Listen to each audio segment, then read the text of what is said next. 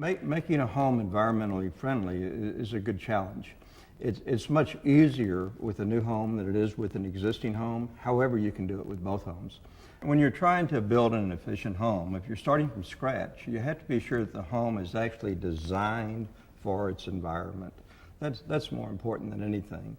People, when they start to build a home, they go through magazines and they go through and they find a picture of an absolute beautiful house. The proportion is right, it's landscaped right, and they look at the floor layout and they say, yes, oh, this house is the house I want. And then they take it to a builder and they say, will you build this house for us? This is what we want. They never focus on the fact that that house may have been designed for New England and they live in Dallas. You know, that high roof is for a snow load.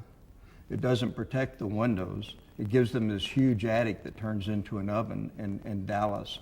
And someone at some point has to be the person that says, wait a minute, that house is not a proper house to build in this environment. And then the micro location. Where's the house located? Which direction does it face? I can design the house to face that direction. And that's really important. In the South, I don't want the sun to hit windows. I want it to hit it every morning, but not after 10 o'clock in the morning. I don't want the sun to hit west windows at all. On the South, I really only want the sun to hit maybe in November, December, and January. Now, take me up north, and I want that summer or that winter sun to be on my windows all the time, just about. I want to capture that heat inside the house. At one time, you could travel the world and you could tell where you were by looking at the buildings. That's not true any longer. I can go any place in the United States and they all look the same, and that's not right. We call it Honeywell roulette. If I'm not comfortable in my house, I go over to the wall and the little round thing and I twist it. Honeywell roulette. Really, the issue is that you're not comfortable in your house, so you try to do things to use more energy to stay comfortable. And we want to keep that from happening. After you analyze your utility bills, if you're in the South, you'll probably find that cooling's your biggest bill. If you're in the North, you'll find that staying warm is your biggest bill.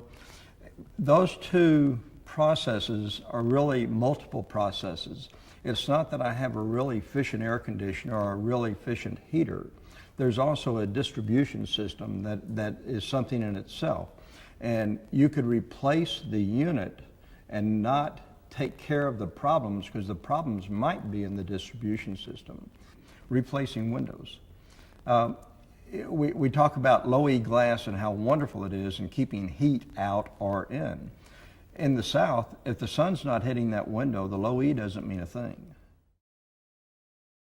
The biggest thing that you can probably do to make your home more efficient is to get rid of the leaks. A house shouldn't be drafty.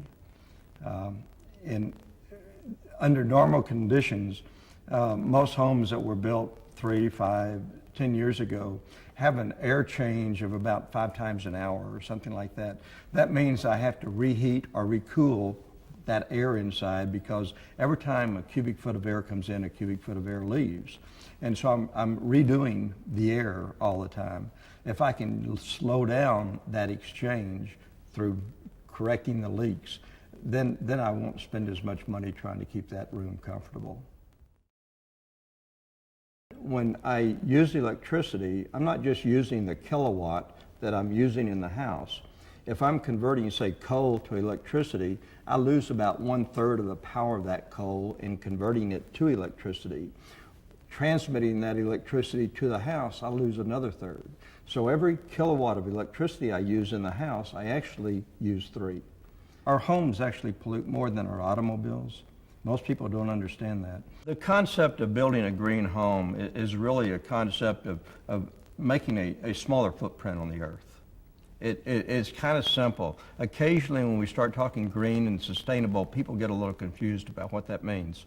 But it's simply using materials that either can be replenished or that don't leave a lasting effect that may affect our kids.